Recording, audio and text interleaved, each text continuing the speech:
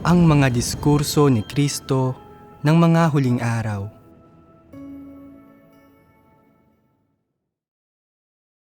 Ano ang sapat na pagtupad ng tungkulin? Ano ang pamantayan sa pagtukoy kung natutupad ng isang tao ang kanyang tungkulin ng sapat? Kung tama ang landas sa pagtupad ng tungkulin ng isang tao, tama ang direksyon at tama ang layunin. Kung ang pinagmulan ay tama at ang mga prinsipyo ay tama, kung ang mga aspektong ito ay tama, ang tungkuling ginampanan ng isang tao ay sapat.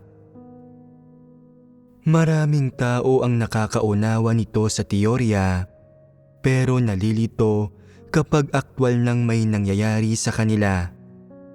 Para ibuod ito, sasabihin ko sa inyo ang isang prinsipyo. Huwag kumilos ng padalos-dalos at nag-iisa kapag humaharap sa mga sitwasyon. Bakit hindi ka dapat kumilos ng padalos-dalos at nag-iisa? Una na riyan, ang pagkilos sa gayong paraan ay hindi naaayon sa mga prinsipyo ng pagganap ng tungkulin. Isa pa, ang tungkulin ay hindi mo sariling pribadong usapin. Hindi mo ito ginagawa para sa iyong sarili. Hindi ka gumagawa ng iyong sariling pamamahala. Hindi mo ito sariling personal na negosyo. Sa sambahayan ng Diyos, kahit ano pa ang ginagawa mo, hindi mo ginagawa ang personal mong gawain. Ito ay ang gawain ng sambahayan ng Diyos. Ito ay ang gawain ng Diyos. Dapat palagi mong ilagay sa isipan ang kaalaman at kamalayang ito at sabihin, hindi ko ito personal na gawain. Ginagawa ko ang tungkulin ko at tinutupad ang responsibilidad ko. Ginagawa ko ang gawain ng iglesia. Ito ay isang atas na ipinagkatiwala sa akin ng Diyos at ginagawa ko ito para sa Kanya. Tungkulin ko ito, hindi ko ito personal na pribadong gawain. Ito ang unang bagay na dapat maunawaan ng mga tao. Kung itinuturing mo ang isang tungkulin bilang sarili mong personal na gawain at hindi mo hinahanap ang mga katotohanang prinsipyo kapag kumikilos ka at ginagawa mo ito alinsunod sa mga sarili mong motibo, pananaw at plano, malamang na makagagawa ka ng mga pagkakamali. Kaya, paano ka dapat kumilos kung nagagawa mong malinaw na makita ang pagkakaiba sa pagitan ng tungkulin mo at ng sarili mong personal na gawain at alam mo na ito ay isang tungkulin? Hanapin mo ang hinihingi ng Diyos at hanapin ang mga prinsipyo. Tama iyan. Kapag may nangyari sa iyo at hindi mo nauunawaan ang katotohanan, at mayroon kang kaunting ideya ngunit hindi pa rin malinaw ang mga bagay-bagay sa iyo, dapat kang maghanap ng mga kapatid na nakauunawa sa katotohanan upang makipagbahaginan ka sa kanila. Ito ang paghahanap sa katotohanan at bago ang lahat, ito ang saloobin na dapat mong taglayin sa tungkulin mo. Hindi mo dapat pagpasyahan ang mga bagay-bagay batay sa kung ano ang sa palagay mo ay angkop at pagkatapos ay gagawa ka na ng paghatol at sasabihin mong nalutas na ang usapin. Madali itong hahantong sa mga problema. Ang tungkulin ay hindi mo sariling personal na usapin. Malaki man o maliit, ang mga bagay-bagay sa sambahayan ng Diyos ay hindi personal na usapin ni numan. Hanggat may kinalaman ito sa tungkulin, hindi mo ito pribadong usapin Hindi mo ito personal na usapin. May kinalaman ito sa katotohanan at may kinalaman ito sa prinsipyo. Kaya, ano ang unang bagay na dapat mong gawin? Dapat mong hanapin ang katotohanan at hanapin ang mga prinsipyo. At kung hindi mo nauunawaan ang katotohanan, dapat mo munang hanapin ang mga prinsipyo. Kung nauunawaan mo na ang katotohanan, magiging madali nang tukuyin ang mga prinsipyo. Ano ang dapat mong gawin kung hindi mo nauunawaan ang mga prinsipyo? May isang paraan. Pwede kang makipagbahaginan sa mga nakakaunawa. Huwag mong palaging ipagpalagay na nauunawaan mo ang lahat at palagi kang tama. Madaling paraan ito para magkamali. Anong uri ito ng disposisyon kapag gusto mong palaging nasa iyo ang huling salita? Ito ay pagmamataas at pagmamagaling. Pagkilos ito ng padalos-dalos at nag-iisa. Iniisip ng ilang tao na kapag kolehiyo ako, mas may kalinangan ako kaysa sa inyo. Mayroon akong kakayahang makaarok. Lahat kayo ay may mababang tayog at hindi nakakaunawa sa katotohanan. Kaya dapat ninyong pakinggan ang anumang sinasabi ko. Ako lang mag-isa ang pwedeng gumawa ng mga desisyon. Ano ang masasabi mo sa pananaw na ito? Kung may ganitong uri ka ng pananaw, magkakaproblema ka. Hindi mo kailanman magagampanan ng maayos ang iyong mga tungkulin. Paano mo magagampanan ng maayos ang iyong mga tungkulin kung gusto mong palaging nasa iyo ang huling salita nang walang maayos na pakikipagtulungan? Ang pagganap ng iyong mga tungkulin sa ganitong paraan ay tiyak na hindi makakatugon sa pamantayan. Bakit ko sinasabi ito? Palagi mong gustong hadlangan ang iba at pilitin silang makinig sa iyo. Hindi mo tinatanggap ang anumang sinasabi ng iba. Ito ay pagkakaroon ng paggiling at pagiging matigas ng ulo. Ito rin ay pagmamataas at pagmamagaling. Sa ganitong paraan, hindi ka lang mabibigong gampanan ng maayos ang iyong mga tungkulin. Mahahadlangan mo pa ang iba sa pagganap ng maayos ng kanilang mga tungkulin. Ito ang kahihinatnan ng isang mapagmataas na disposisyon. Bakit hinihingi ng Diyos ang maayos na pakikipagtulungan sa mga tao? Sa isang banda, kapaki-pakinabang ito sa pagbubunyag ng mga tiwaling disposisyon ng mga tao na nagpapahintulot sa kanilang makilala ang kanilang sarili at iwaksi ang kanilang mga tiwaling disposisyon. Makakatulong ito sa kanilang buhay pagpasok. Sa isa pang banda, ang maayos na pakikipagtulungan ay kapaki-pakinabang din para sa gawain ng iglesia. Dahil ang lahat ay walang pagkaunawa sa katotohanan at may mga tiwaling disposisyon, kung walang maayos na pakikipagtulungan, hindi nila makakayang gampanan ng maayos ang kanilang mga tungkulin na makakaapekto sa gawain ng iglesia. Malubha ang magiging kahihinatnan nito. Sa kabuuan, para maisakatuparan ang sapat na pagtupad ng tungkulin, dapat matutunan ng isang taong makipagtulungan ng maayos at, kapag nahaharap sa mga sitwasyon, ay makipagbahagi na ng katotohanan para mahanap ang mga solusyon. Mahalaga ito. Makakatulong ito hindi lang sa gawain ng iglesia, kundi maging sa buhay pagpasok ng mga hinirang na tao ng Diyos. May ilang taong hindi lang talaga ito maunawaan. Palagi nilang iniisip na ang maayos na pakikipagtulungan ay masyadong abala at na minsan ang pagbabahagi na ng katotohanan ay hindi madaling nagbubunga ng mga resulta.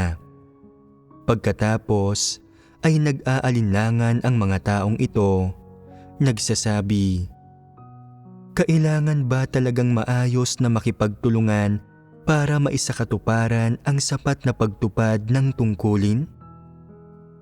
Kapag nahaharap sa ilang sitwasyon, ang pagbabahaginan ba ng magkakasama ay talagang magdudulot ng mga resulta?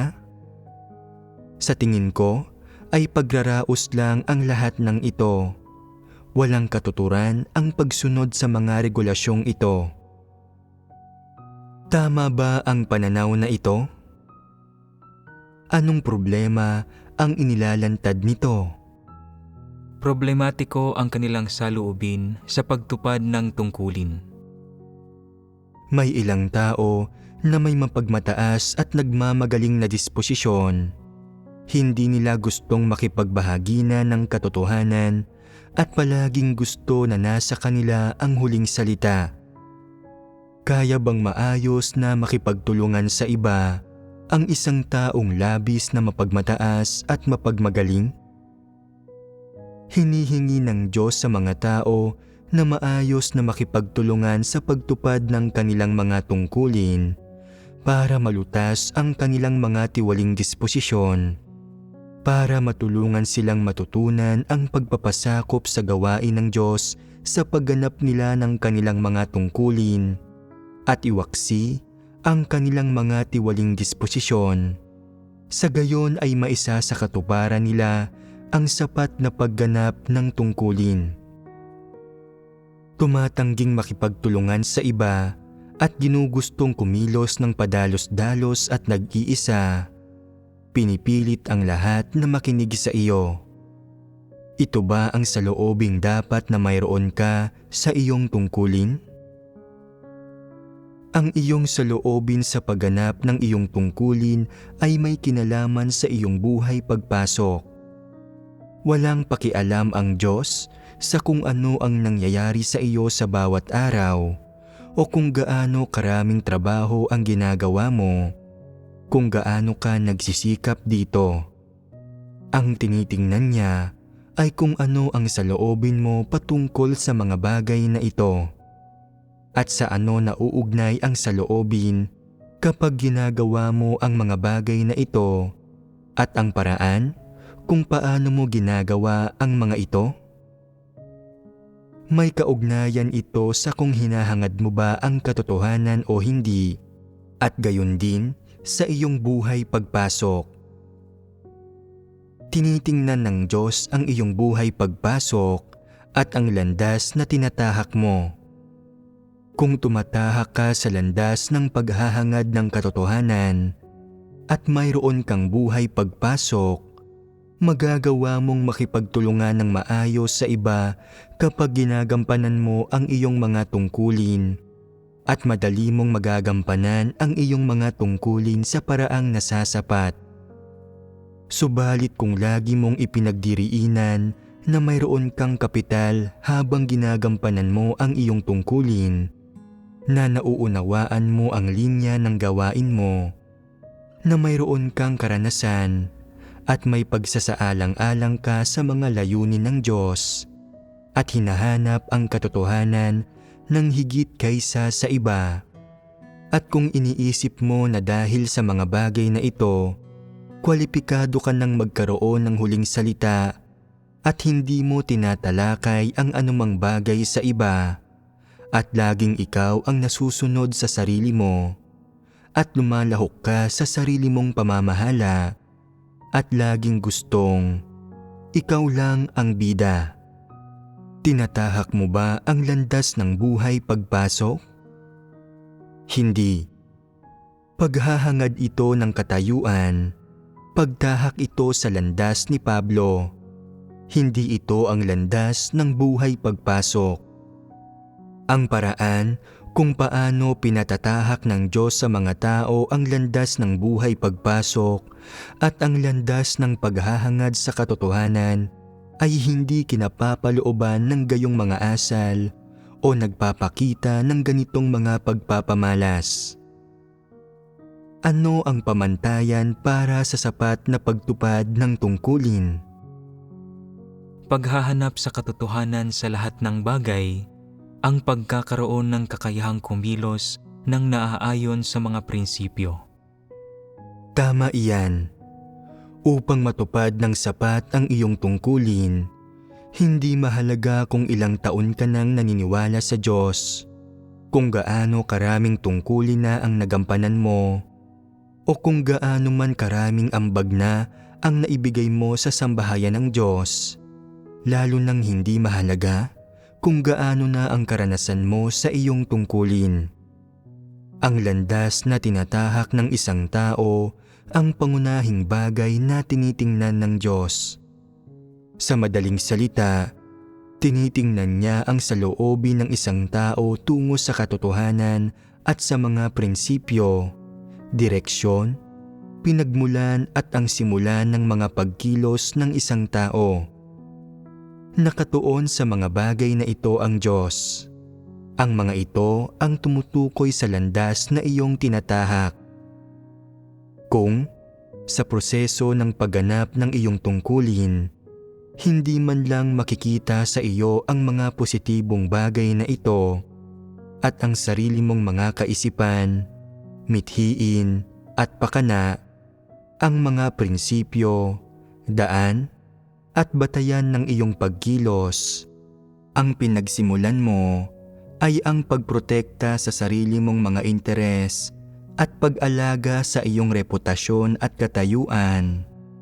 Ang iyong pamamaraan ng paggawa ay ang gumawa ng mga pagpapasya at kumilos ng mag-isa at ang gumawa ng pangwakas na desisyon na hindi kailanman nakikipagtalakayan sa mga bagay-bagay kasama ng iba o nakikipagtulungan ng nagkakasundo at hindi kailanman nakikinig sa payo kapag nagkakamali ka, lalo nang hindi naghahanap ng katotohanan. Kung gayon, ay paano ka makikita ng Diyos? Hindi ka pa umaabot sa pamantayan kung ganyan mo ginagawa ang iyong tungkulin at hindi ka pa nakatapak sa landas ng paghahangad sa katotohanan dahil habang ginagawa mo ang iyong gawain, hindi mo hinahanap ang katotohanang prinsipyo at palagi kang kumikilos kung paano mo gusto. Ginagawa ang anumang nais mo. Ito ang dahilan kung bakit hindi ginagampanan ng sapat ng karamihan sa mga tao ang kanilang mga tungkulin. Kaya, paano dapat resolbahin ang problemang ito? Masasabi ba ninyo na mahirap tuparin ng sapat ang tungkulin ng isang tao? Sa totoo lang, hindi. Kailangan lamang magawa ng mga tao na magpakumbaba, magtaglay ng kaunting katinuan, at tumanggap ng angkop na posisyon. Gaano ka man kaedukado, anumang mga gantimpala ang natamo mo, o anuman ang nakamtan mo, at gaano man kataas ang iyong katayuan at ranggo, dapat mong talikdan ang lahat ng bagay na ito. Dapat kang bumaba sa mataas na kinalalagyan mo. Lahat ng ito ay walang halaga.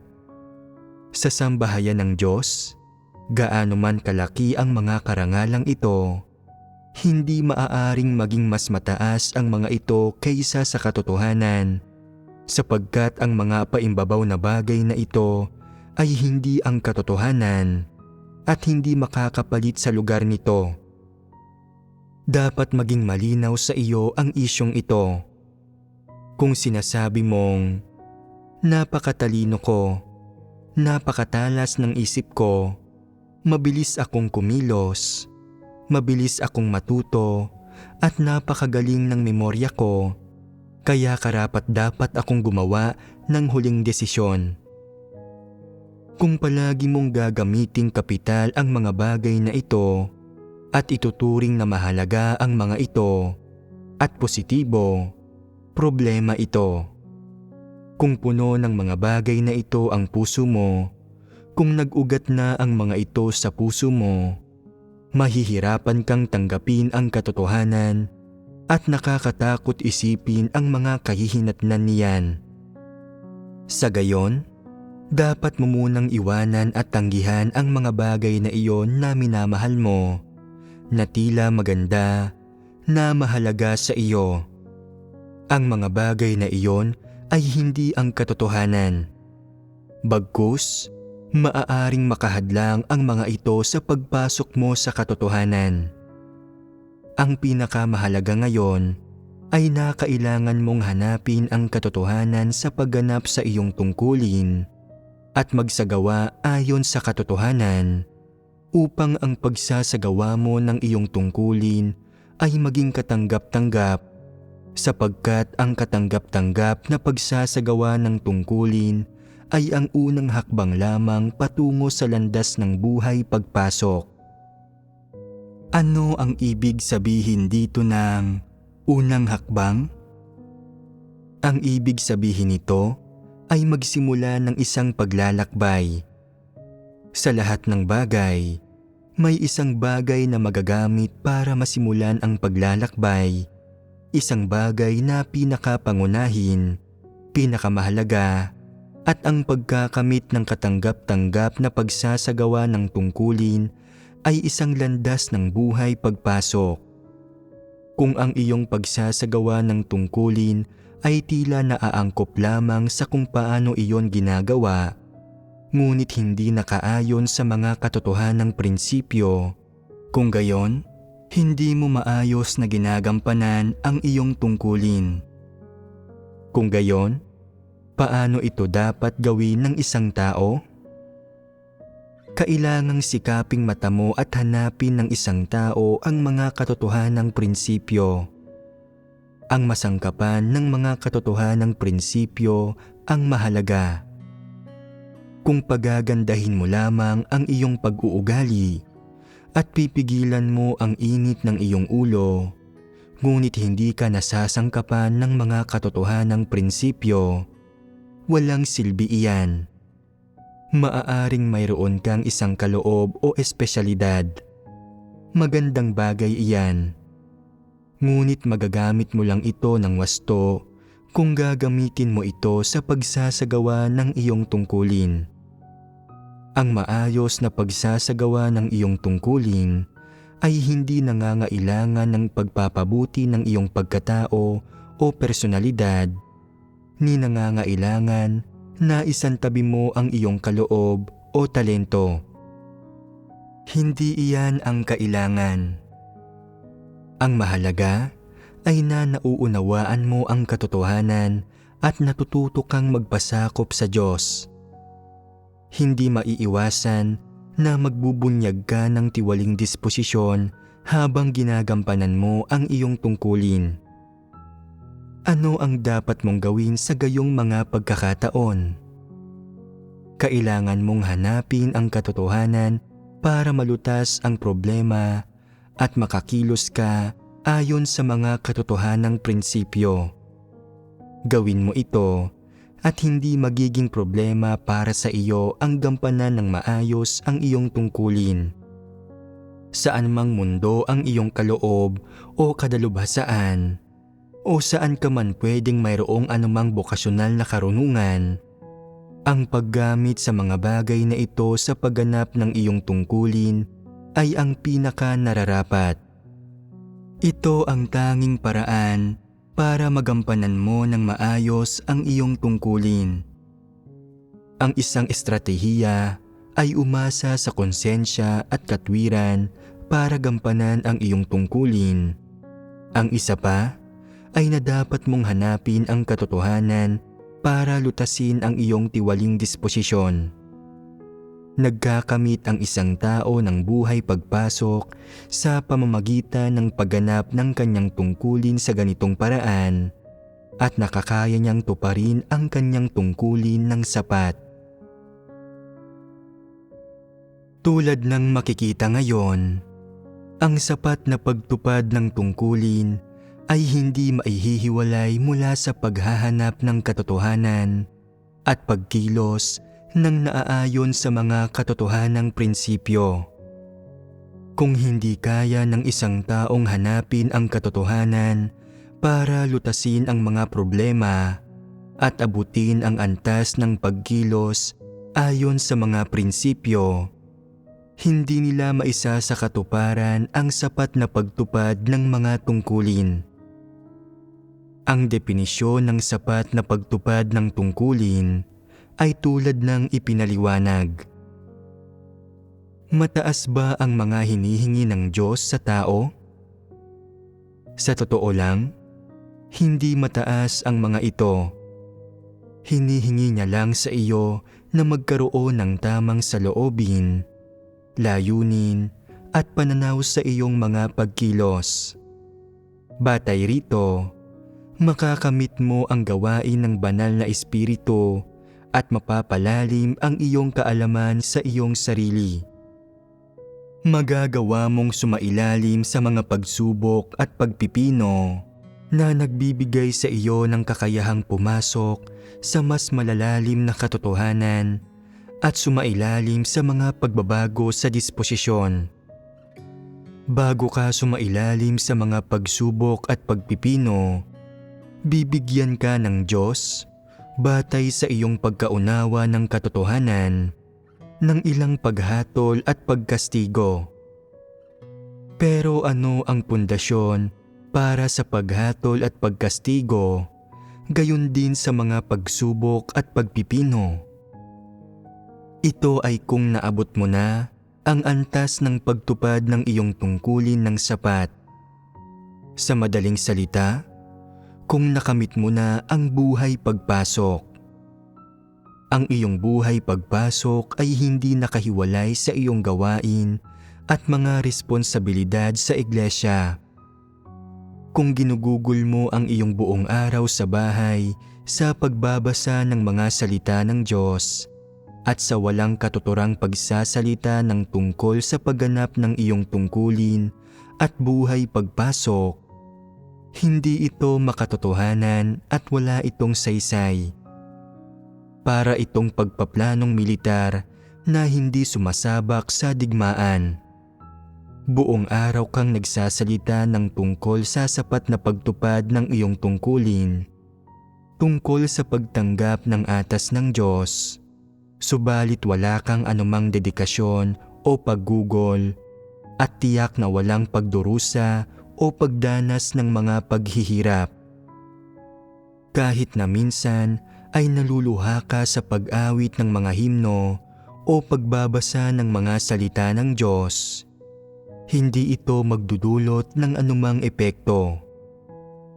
Mula sa perspektibang ito, may relasyon ba sa pagitan ng pag-abot sa antas ng sapat na pagganap ng iyong tungkulin at ng pagkakamit ng kaligtasan?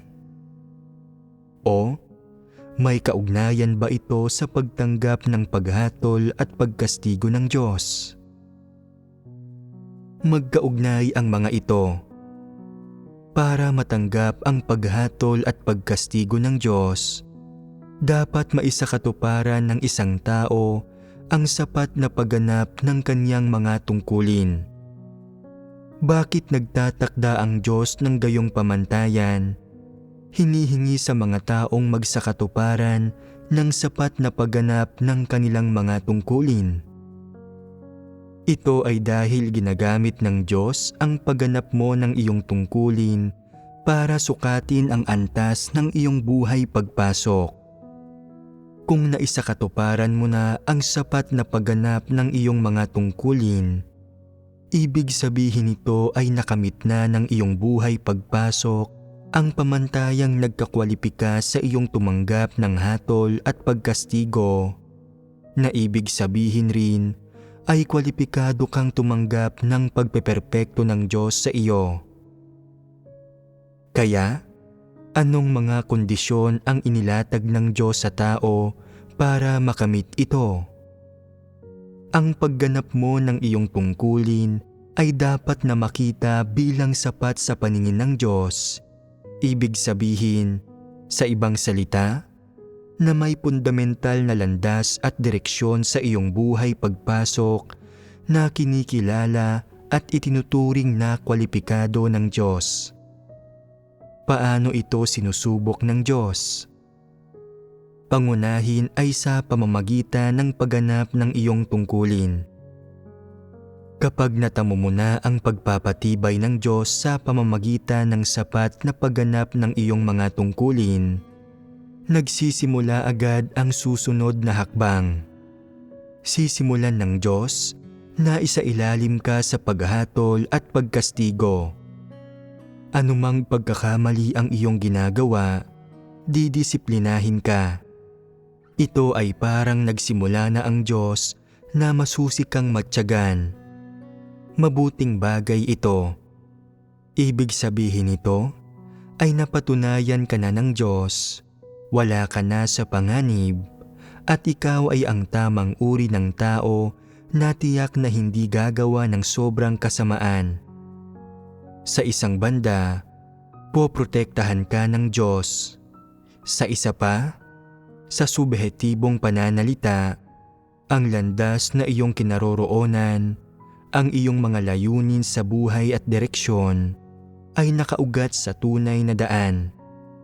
Hindi mo iiwan ang Diyos ni hindi ka lilihis. Sumunod, siguradong peperpektuhin ka ng Diyos. Ito ay pagpapala sa iyo. Kaya, kung gusto ng isang taong tanggapin ang pagpapalang ito at tahakin ang landas ng pagpeperpekto, ang unang hinihingi ay ang maisakatuparan ang sapat na pagganap ng mga tungkulin niya. Inoobserbahan ng Diyos ang iyong iba't ibang pagganap sa sambahayan ng Diyos, gayon din ang mga gawain, atas at misyong ibinibigay niya sa iyo para maunawaan ang iyong mga saloobin sa Diyos at sa katotohanan. Sa pamamagitan ng mga saloobing ito, eksaktong tinatasa ng Diyos kung aling landas ang iyong tinatahak. Kung ikaw ay nasa landas ng paghahangad ng katotohanan, maaabot ng pagganap mo ng iyong mga tungkulin ang pamantayan at ikaw ay tiyak na magkakaroon ng buhay pagpasok at magkakaibang antas ng pagbabagong disposisyonal. Makakamit ang lahat ng ito sa proseso ng pagganap ng iyong mga tungkulin. Bago ka formal na perpektuhin ng Diyos, ito ang pinakamalayo mong maaabot sa pagsandig sa pagsisikap ng tao. Kapag wala ang gawain ng Diyos, hanggang dito lang ang maaabot mong antas. Magiging mahirap ang patuloy pang pagsisikap. Pwede ka lang sumandig sa iyong sarili para makamit kung ano ang iyong makakaya at nasa kakayahan ng tao, tulad ng pagpipigil sa iyong sarili gamit ang lakas ng loob, pagtitiis ng paghihirap, pagbabayad ng mga halaga, pagtalikod, pagpupungos ng mga damdamin, pag-abandona sa mundo, pagkilala sa masasamang kalakaran, pagre-rebelde laban sa laman, tapat na pagganap ng tungkulin, pagkilatis, at hindi pagsunod sa tao. Kapag nakamit mo ang lahat ng ito, magiging kwalipikado kang perpektuhin ng Diyos. Hindi karaniwang nangingialam ang Diyos sa kung ano ang kayang maisakatuparan ng mga tao. Patuloy kanyang binibigyan ng katotohanan, patuloy kang dinidiligan, sinusuportahan ka para maunawaan ang katotohanan, sinasabihan ka kung paano arukin ang katotohanan sa iba't ibang aspekto at kung paano makapasok sa mga katotohanang realidad. Pagkatapos mong maunawaan at mapasok ang mga ito, bibigyan ka ng Diyos ng isang sertipiko ng kwalifikasyon at ang iyong tsansang maligtas ay magiging 80%. Gayunpaman, bago maabot ang 80%, kailangan mong ipuhunan ang lahat ng iyong lakas at pagsisikap. Hindi mo pwedeng ipamuhay ang buhay na ito ng walang kabuluhan. May ilang taong nagsasabi, 20 taon na akong nananalig sa Diyos ngayon. Naipuhunan ko na ba ang lahat ng aking lakas? Hindi ito nasusukat sa dami ng taon. Sinasabi ng ilan, 5 taon na akong nananalig sa Diyos ngayon at nagawa ko ng maunawaan ang ilang katotohanan. Alam ko kung paano gawin ang aking tungkulin ng sapat at nagsisikap ako sa direksyong ito. Alam ko na ngayon ang ilang paraan at parang nakakaramdam ako ng medyo mapayapa at maginhawa sa aking puso. Halos tumpak ang damdaming ito. Pero ibig sabihin ba nito na may 80% tsansa ka nang maligtas? Hindi. Gaano na nga ba talaga ang iyong naabot? Sa pagitan ng 10 at 15%. Dahil sa proseso ng sapat na pagtupad mo ng iyong tungkulin, dapat mo pa ring maranasang mapungusan ng maraming beses. Dapat mong maranasan ang maraming pangyayari. Sa mga pangyayaring ito, sa positibong banda, papagyamanin ng Diyos ang iyong karanasan ng mas marami-rami. Sa proseso ng paglalantad sa mga tao, pangyayari at bagay na ito, ibig sabihin, sa mga praktikal na pangyayaring ito, hinahayaan ka ng Diyos na maunawaan ang ilang katotohanan. Bakit ka hinahayaan ng Diyos na maunawaan ang ilang katotohanan sa pamamagitan ng mga tao, pangyayari at bagay na ito? Kung hindi ka sasailalim sa mga karanasang ito, ang iyong pagkaunawa sa katotohanan ay panghabang buhay na mananatili sa antas ng mga salita, doktrina at islogan. Kapag naranasan mo na ang iba't ibang pangyayari sa buhay, ang mga doktrinang dati mo nang naunawaan o nagawang arukin at tandaan ay magiging isang uri ng realidad. Ang realidad na ito ay ang praktikal na bahagi ng katotohanan at ito ang dapat mong maunawaan at mapasok.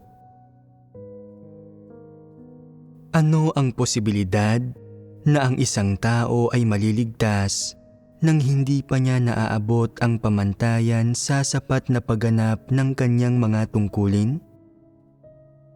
Sa sukdulan, ito ay nasa pagitan ng 10 at 15%.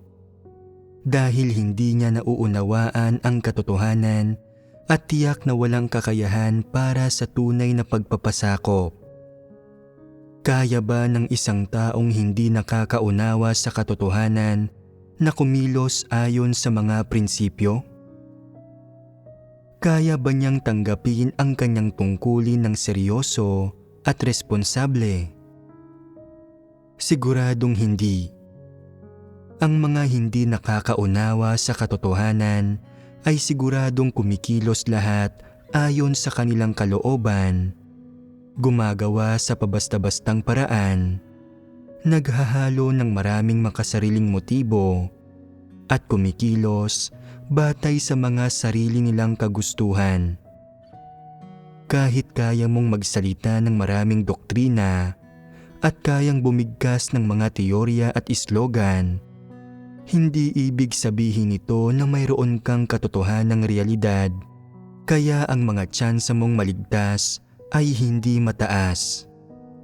Para makamit ang tunay na kaligtasan at para makalaya mula sa impluwensya ni Satanas at mabuhay sa salita ng Diyos, ang susunod na hakbang ay ang magsikap sa iba't ibang katotohanan.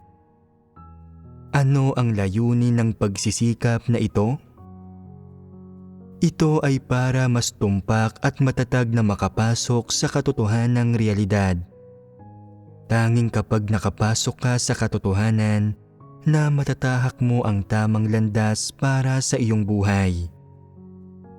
Kung alam mo lang kung paano bumigkas ng mga doktrina at islogan, pero hindi naaarok ang mga katotohanang prinsipyo ng pagganap ng iyong tungkulin, at kaya pang ang kumilos ng walang ingat batay sa mga sarili mong kapritsyo, wala kang katotohanang realidad at malayong malayo ka pa rin.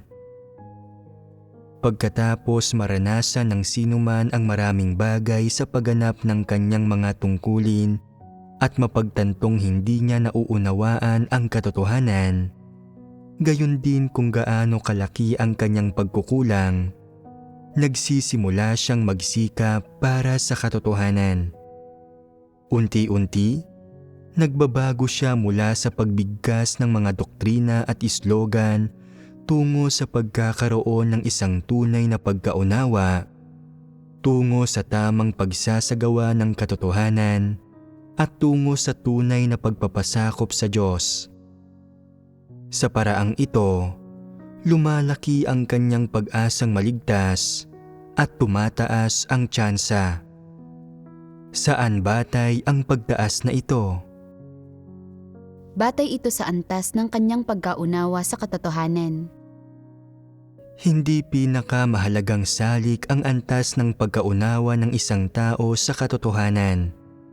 Ang pinakamahalaga ay ang pagsasagawa at pagpasok sa realidad ng katotohanan.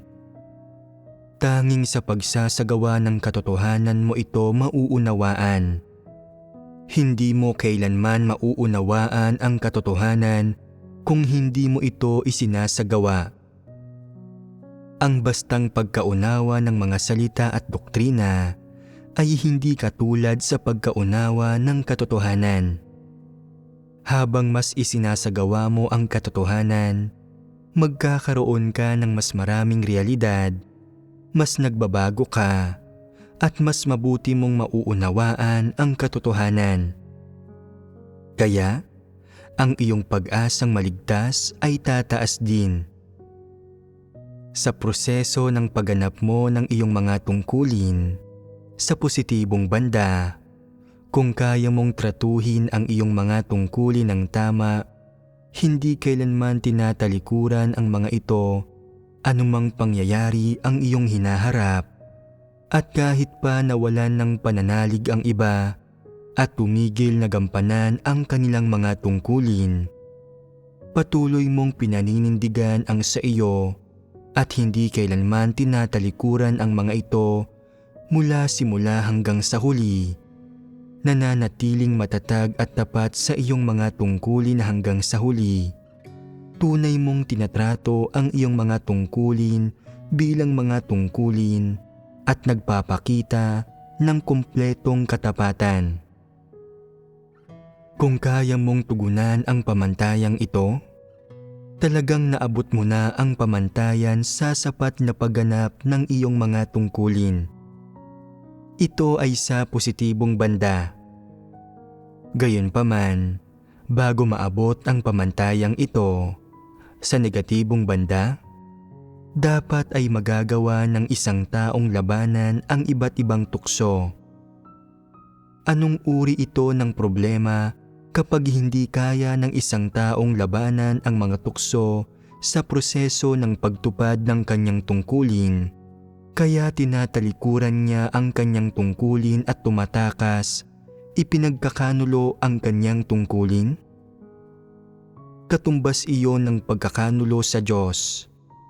Ang pagkakanulo sa atas ng Diyos ay pagkakanulo sa Diyos. Maliligtas pa rin ba ang isang taong nagkakanulo sa Diyos? Tapos na ang taong ito. Lahat ng pag-asa ay nawala na, at ang mga tungkuling dati niyang ginampanan ay pawang pagtatrabaho lamang na nauwi sa wala dahil sa kanyang pagkakanulo. Kaya, mahalagang mahigpit na panghawakan ang tungkulin ng isang tao. Sa paggawa nito, may pag-asa. Sa pamamagitan ng tapat na pagtupad ng tungkulin ng isang tao, pwede siyang maligtas at makamit ang pagsang-ayon ng Diyos. Ano para sa lahat ang pinakamahirap na bahagi ng paninindigan sa kanilang tungkulin? Ito ay kung kaya nilang maging matatag kapag nahaharap sa mga tukso. Ano ang kabilang sa mga tuksong ito? Salapi, katayuan, mga matalik na relasyon, mga damdamin. Ano pa? Kung may dalang panganib ang ilang tungkulin, maging mga panganib sa buhay ng isang tao, at ang pagganap sa gayong mga tungkulin ay maaaring magresulta sa pagkaaresto at pagkakakulong o maging pag-uusig hanggang sa kamatayan. Kaya mo pa rin bang gampanan ang iyong tungkulin? Kaya mo pa rin bang magtiyaga? Ang kadaliang mapagtagumpayan ang mga tuksong ito ay nakabatay sa kung naghahangad ang isang tao ng katotohanan. Batay ito sa kakayahan ng isang tao na unti-unting kilatisin at kilalanin ang mga tuksong ito habang hinahangad ang katotohanan para makilala ang diwa ng mga ito at ang mga satanikong panlilinlang sa likod ng mga ito. Hinihingi din itong kilalanin ang mga sariling tiwaling disposisyon, sariling kalikasang diwa, at sariling kahinaan ng isang tao. Dapat ay patuloy ding hinihingi ng tao sa Diyos na protektahan siya para mapaglabanan niya ang mga tuksong ito. Kung kaya ng isang tao na paglabanan ang mga ito at manindigan sa kanyang tungkulin ng walang pagkakanulo o pagtakas sa anumang pangyayari, ang posibilidad na maligtas ay umaabot sa 50%. Madali bang makamit ang 50% na ito? Ang bawat hakbang ay isang hamon na puno ng panganib. Hindi ito madaling makamit. May mga tao bang sobrang nahihirapan sa paghahangad ng katotohanan na nararamdaman nilang masyado itong nakapapagod at mas gugustuhin pang mamatay? Anong uri ng mga tao ang nakakaramdam ng ganito? Ganito ang pakiramdam ng mga hindi mananampalataya. Para lang manatiling buhay, kaya ng mga taong mag-isip ng matindi, magtiis ng anumang paghihirap, at mahigpit pa rin kumapit sa buhay sa mga sakuna, hindi sumusuko hanggang sa kanilang huling hininga. Kung nanalig sila sa Diyos at naghangad ng katotohanan ng may ganitong uri ng sigla, tiyak na makakamit nila ang mga resulta. Kung hindi minamahal ng mga tao ang katotohanan at hindi handang magsikap para rito, mga wala silang kwenta. Ang paghahangad sa katotohanan ay hindi isang bagay na kayang makamit sa pamamagitan lang ng pagsisikap ng tao. Kinakailangan nito ang pagsisikap ng tao kasama ng gawain ng banal na espiritu. Nangangailangan ito ng pamamatnugot ng Diyos ng iba't ibang kapaligiran upang subukin at pinuhin ang mga tao at ng banal na espiritu na kumikilos para bigyang liwanag, tanglawan at gabayan sila. Ang paghihirap na dinaranas ng isang tao para makamit ang katotohanan ay ganap na kinakailangan. Katulad ito ng mga umaakyat ng bundok na isinusugal ang kanilang buhay para maabot ang tuktok. Hindi sila natatakot maghirap sa kanilang layuning hamunin ang kanilang mga limitasyon, maging sa punto ng pagsusugal sa kanilang buhay. Mas mahirap ba ang pananalig sa Diyos at pagkamit ng katotohanan kaysa sa pag-akyat sa isang bundok? Anong uri ng mga tao ang nagnanasa ng mga pagpapala pero hindi handang maghirap? mga wala silang kwenta. Hindi mo pwedeng hangarin at kamtin ang katotohanan ng walang lakas ng loob. Hindi mo ito magagawa ng walang kakayahang magdusa. Kailangan mong magbayad ng halaga para makamit ito. Nauunawaan na ng mga tao ang definisyon ng kasapatan, ang pamantayan para sa kasapatan, ang dahilan kung bakit itinakda ng Diyos ang pamantayang ito para sa kasapatan, ang relasyon sa pagitan ng pagganap ng isang tao sa tungkulin ng sapat at ang buhay pagpasok at ang iba pang gayong salik na kaugnay sa katotohanan ng sapat na pagganap ng tungkulin. Kung makararating sila sa kung saan kaya nilang panindigan ang kanilang tungkulin anumang oras o lugar, nang hindi ito sinusukuan at kayang labanan ang lahat ng paraan ng tukso, at pagkatapos ay maarok at makamit ang karunungan at pagpasok sa iba't ibang katotohanan na hinihingi ng Diyos sa iba't ibang sitwasyong inilalatag niya para sa kanila. Sa paningin ng Diyos, nakamit na talaga nila ang pagiging sapat. May 3 fundamental na sangkap sa pagkakamit ng kasapatan sa pagganap ng tungkulin ng isang tao.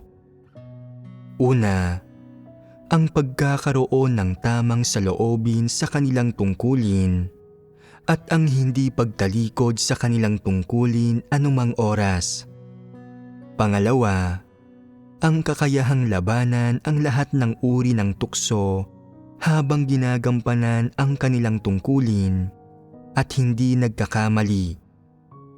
Pangatlo, ang kakayahang maunawaan ang bawat aspekto ng katotohanan habang ginagampanan ang kanilang tungkulin at pumapasok sa realidad. Kapag natupad ng mga tao ang 3 bagay na ito at naabot ang pamantayan, ang unang paunang kondisyon para sa pagtanggap ng paghatol at pagkastigo at pagpeperpekto, ang pagganap ng isang tao ng tungkulin ng sapat, ay nakumpleto. Tungkol sa sapat na pagganap ng tungkulin, ang ilang nilalamang kaugnay ng terminong sapat ay tinalakay na dati. Paano karaniwang tinukoy ang sapat sa mga nakaraang talakayan? Bilang pagkilos ng naaayon sa mga prinsipyo. Ang sapat na tinalakay ngayon ay nakaabot sa mga layunin ng Diyos at sa mga pamantayang hinihingi ng Diyos sa tao. Bakit hinihingi ng Diyos na gampanan ng mga tao ang kanilang tungkulin sa isang sapat na pamantayan? Nauugnay ito sa layunin ng Diyos na iligtas ang mga tao at sa kanyang mga pamantayan para sa pagliligtas at pagpeperpekto sa mga tao. Kung hindi mo makakamit ang kasapatan sa pagganap ng iyong tungkulin, hindi ka peperpektuhin ng Diyos. Ito ang pinakamahalagang kondisyon ng Diyos para perpektuhin ang mga tao. Sa makatuwid, kung peperpektuhin ng Diyos ang isang tao, ay mahalagang nakadepende sa kung ang pagganap niya ng kanyang tungkulin ay sapat. Kung ang pagganap mo ng iyong tungkulin ay hindi sapat, walang kinalaman sa iyo ang gawain ng Diyos na pagpeperpekto ng mga tao. Ngayon, may ilang tao na nasa tamang landas ng pagganap ng kanilang tungkulin at tama rin ang kanilang direksyon, pero hindi pa rin sila maituturing na gumaganap ng kanilang tungkulin ng sapat. Bakit? Dahil masyadong kaunti ang nauunawaan ng mga tao sa katotohanan. Ito ay tulad ng ilang batang gustong magbahagi ng ilang responsibilidad sa bahay sa kanilang mga magulang, Subalit maaaring wala silang tayog para gawin ito. Sa anong punto sila magkakaroon ng tayog para tunay na magbahagi ng ilang responsibilidad sa bahay? Ito ay kapag kaya nilang gumawa ng ilang bagay nang hindi pinag-aalala ang mga nakatatanda. Pagkatapos, makababahagi sila sa mga tungkulin sa bahay. Iyon ang panahong maaari nila itong gawin. Bagaman nakagagawa ka ng ilang bagay ngayon, nananatili ka pa rin sa yugto ng pagsisikap at pagtatrabaho dahil ang katotohanang nauunawaan mo ay masyadong mababaw. Ang katotohanang kaya mong isagawa ay masyadong maliit at ang mga prinsipyong kaya mong maarok ay masyadong kaunti. Madalas kang nasa proseso ng pangangapa, madalas na kumikilos sa isang kalagayan ng kalabuan, kaya napakahirap para sa iyong kumpirmahin kung ang iyong ginagawa ay naaayon sa mga layunin ng Diyos. Palaging hindi malinaw ang iyong isipan. Maituturing bang sapat ang pagganap mo ng iyong tungkulin? Hindi pa rin. Dahil masyadong kaunti ang nauunawaan mo sa katotohanan at ang iyong buhay pagpasok ay wala pa sa antas na hinihingi ng Diyos. Masyadong mababa ang iyong tayog.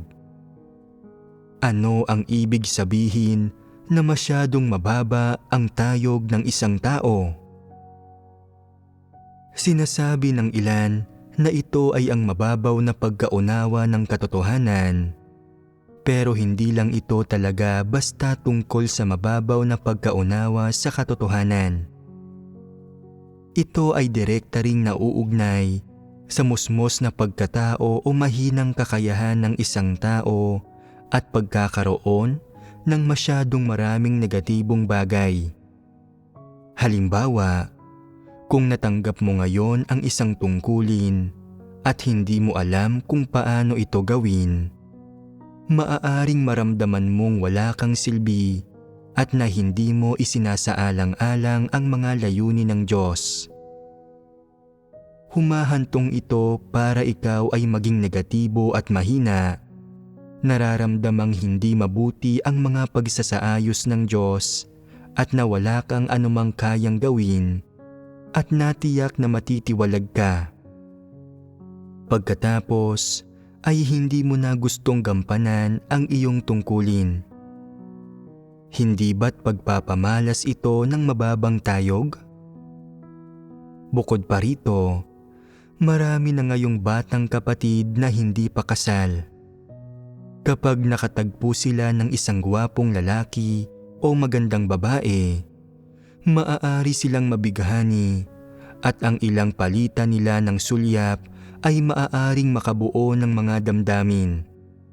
Sa gayong mga matinding pagkagiliw na nabubuo, magagampanan pa rin ba nila ng maayos ang kanilang mga tungkulin kapag nagsimula silang makipagtipan? Ito ay pagkahulog sa tukso. Hindi ba't nagpapahiwatig ito ng mababang tayog? Totoo nga. Bukod pa rito, may ilang tao na may ilang espesyal na kaloob at gumaganap sila ng ilang espesyal na tungkulin sa sambahayan ng Diyos. Nagbibigay ito sa kanila ng pakiramdam na may ilang kapital sila, kaya gusto nilang magpasikat, palaging gustong magpakitang gilas. Sa sandaling magpakitang gilas sila, nawawalan sila ng prinsipyo sa paggawa ng mga bagay-bagay. At kung pupurihin sila ng iba kahit kaunti, tiyak na mawawala ang kanilang mga prinsipyo sa paggawa ng mga bagay-bagay. Magiging kampante at makalilimot sa kanilang mga tungkulin. Ito rin ay pagkahulog sa tukso. Hindi ba't nagpapahiwatig ito ng isang mababang tayog? Maging ang maliliit na bagay ay makapagdudulot sa isang taong may mababang tayog na magkamali. Halimbawa, may ilang tao na nagtatrabaho bilang mga aktor sa sambahayan ng Diyos. Sa kanilang itsura at karisma, lumalabas sila sa ilang pelikula at pagkatapos ay pakiramdam nilang nagkamit sila ng kaunting katanyagan. Iniisip nila na nakagawa na ako ngayon ng kaunting pangalan para sa aking sarili. Kung ito ay sa sekular na mundo, hindi ba't hihingin ng mga tao ang aking pirma? Bakit walang sino man sa sambahayan ng Diyos ang may gusto sa aking pirma? Tila kailangan ko pang umarte sa isa pang magandang pelikula. Gayunpaman, kapag hindi nila nakuha ang papel ng bida sa sumunod na pelikula, pakiramdam nila ay gusto nilang isuko ang kanilang mga tungkulin. Iniisip na walang silbi ang mga ito. Palagi nilang gustong gumanap bilang mga bida at maging sikat na aktor. At kapag hindi nila nakamit iyon, pinanghihinaan sila ng loob, nagiging sumpungin at iniisip pang magbitiw. Pagkakaroon ito ng isang mababang tayog. Ang pagkakaroon ng isang mababang tayog ay nangangahulugang hindi ka karapat-dapat sa mahahalagang responsibilidad. Kahit pinagkalooban ka pa ng Diyos ng isang tungkulin, hindi mo pa rin makakamit ang kanyang tiwala.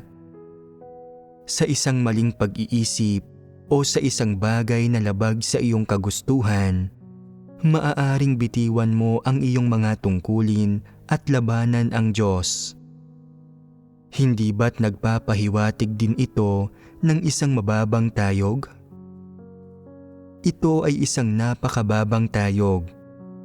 Sa gayong mababang tayog at sa mga pag-uugaling ito, gaano kalayo ang isang tao sa pagganap ng kanyang mga tungkulin ng sapat?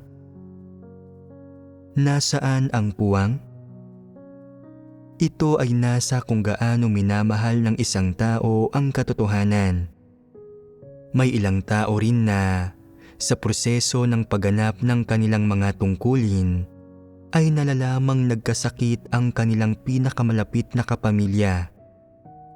Pagkatapos, ay tumitigil sila sa pagdalo sa mga pagtitipon at pinababayaan ang kanilang mga tungkulin. Iniisip na hindi mahalaga ang paglaktaw nila sa kanilang mga tungkulin ng 2 araw. Kung tutuusin, kung mamamatay ang kanilang kapamilya, mawawala na ang mga ito magpakailanman. Subalit bigo nilang isaalang-alang na ang pagganap ng mga tungkulin ng isang tao ay isang mahalagang bagay na may kaugnayan sa pagtatamo ng buhay, na ito ang tanging tsansa para magkamit ng kaligtasan. Mas pinahahalagahan nila ang mga damdamin at pamilya kaysa sa mga tungkulin at pagkakamit ng kaligtasan. Hindi ba't nagpapahiwatig ito ng isang mababang tayog? Masyadong mababa ang kanilang tayog. Ipinakikita nitong hindi nila nauunawaan ang mga nararapat na usapin ng buhay at hindi nila alam kung paano gawin ang mga nararapat na gawain. Nakadepende ba ang laki ng tayog ng isang tao sa kanyang edad? Hindi. Ang mga tiwaling tao, babae man o lalaki, at anuman ang edad, lugar ng kapanganakan o nasyonalidad, ay lahat may magkakatulad na tiwaling disposisyon. Nagtataglay silang lahat ng kalikasan ni Satanas at kayang maghimagsik laban sa Diyos at labanan ang Diyos, gumagawa ng iba't ibang uri ng kasamaan. Kung hindi hahangarin ng isang tao ang katotohanan, magkakaroon ba siya ng tunay na pagsisisi? Hindi kailanman. Hindi siya magbabago. May ilang tao ang nagkakasakit at sumisigaw tungkol sa pagsandig sa Diyos at hindi pagkatakot sa kamatayan.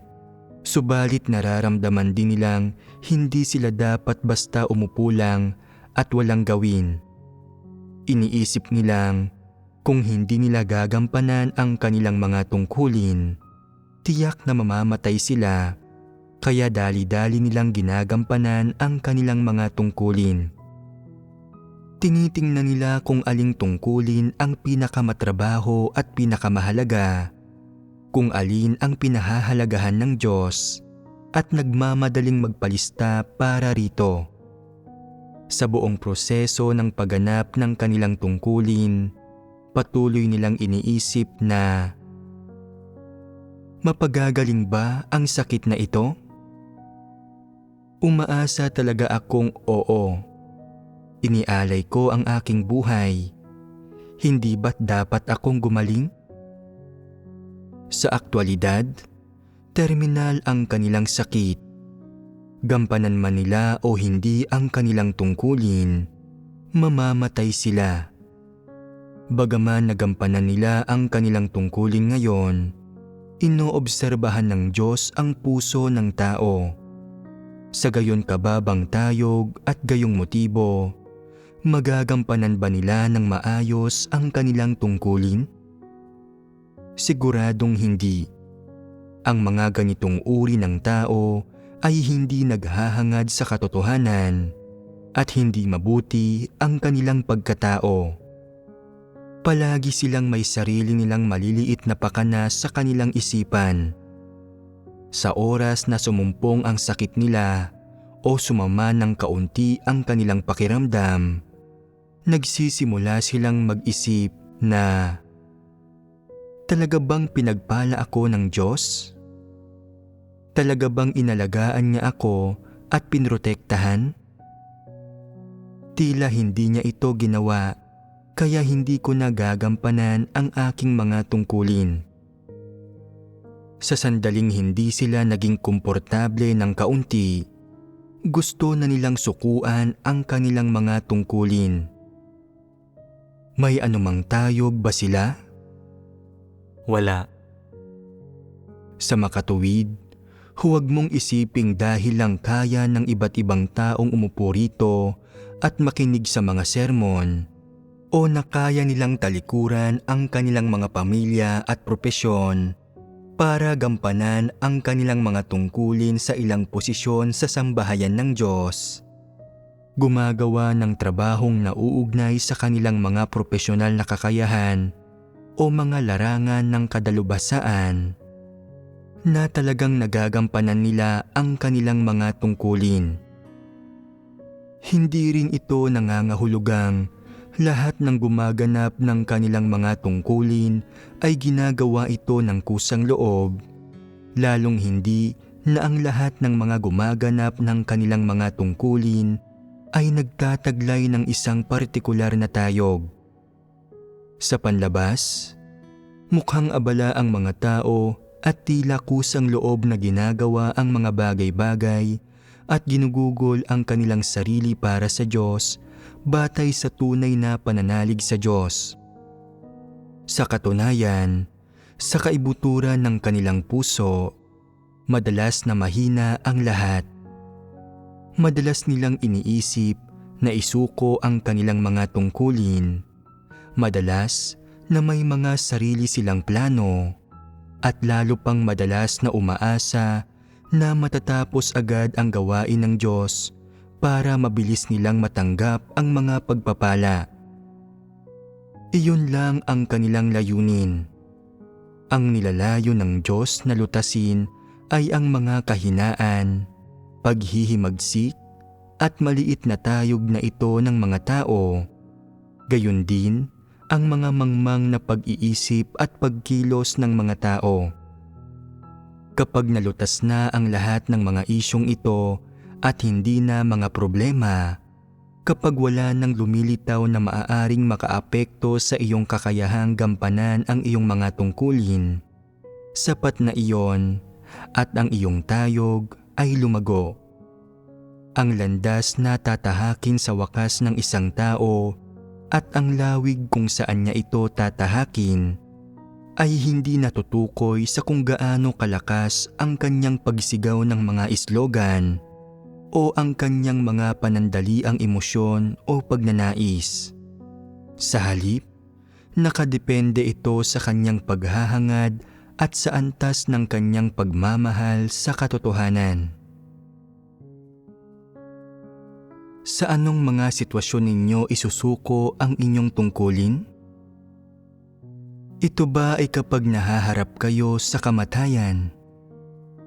O kapag nakatatagpo kayo ng ilang maliit na kabiguan sa buhay? Maraming hinihingi ang ilang tao pagdating sa pagganap ng kanilang tungkulin. Sa isang banda, hindi sila dapat malantad sa hangin o araw at dapat maging komportable ang kanilang kapaligiran sa trabaho. Hindi nila kayang tiisin ang kahit kaunting karaingan. Dagdag pa rito, dapat na madalas nilang kasama ang kanilang asawa, mamuhay sa isang mundo na para sa dalawa, at magkaroon din ng sarili nilang pribadong buhay tulad ng paglabas para sa paglilibang, pagbabakasyon at iba pa, na lahat ay dapat na makapagpapasaya sa kanila. Kung hindi sila nasisiyahan kahit kaunti, sa kanilang puso ay hindi sila magiging komportable at patuloy na maghihinanakit at mang-aabala pa sila sa iba sa pamamagitan ng pagpapakalat ng mga kuro-kuro. Nakikilatis ng ilang taong nakauunawa sa katotohanan na ang mga taong ito ay hindi mabuti, na hindi mananampalataya ang mga ito, at ilalayo nila ang kanilang sarili sa mga ito. Subalit may ilang taong hindi nakauunawa sa katotohanan.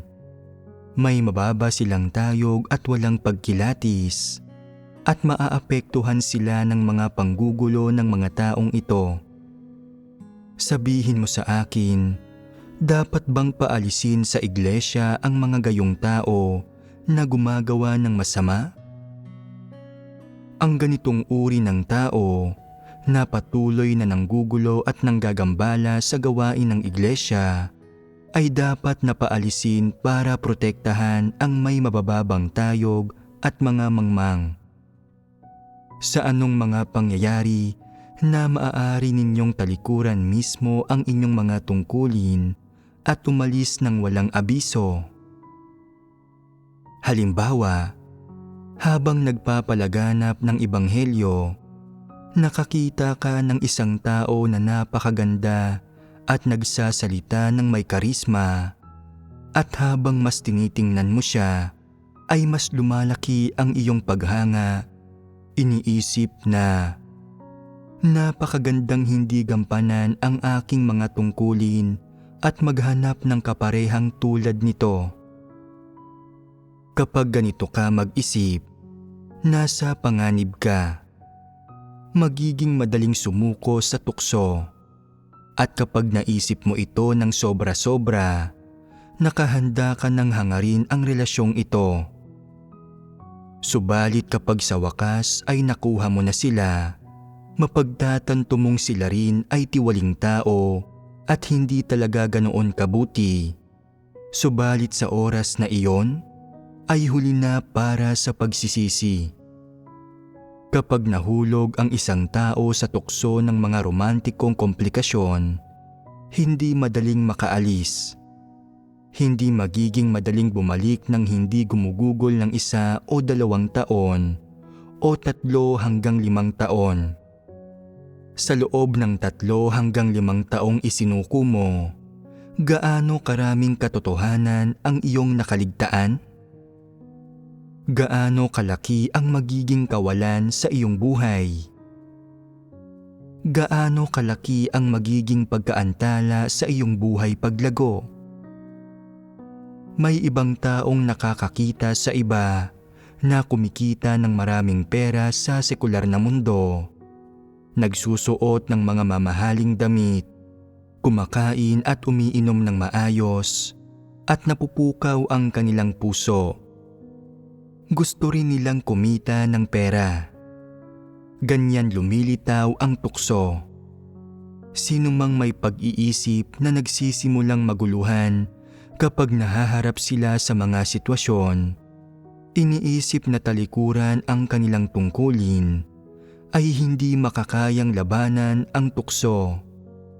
Nasa panganib sila. Tanda ito ng isang mababang tayog. Nakararamdam ka ng sama ng loob at pagkadiskontento kapag nakakikita ka ng ibang taong kumakain ng ilang masarap na pagkain. Nakararamdam ka rin ng pagkadiskontento kapag nakakikita ka ng ibang taong may mabuting kapareha. At hindi ka nagiging masaya kapag nakakikita ka ng sinumang nasa iyong edad at may katulad na ganda, subalit mas magandang manamit kaysa sa iyo at sikat pa.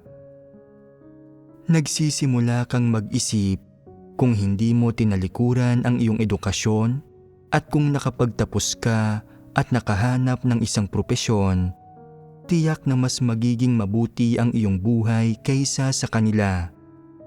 Sa tuwing nahaharap ka sa mga sitwasyong ito, nababagabag ka ng ilang araw.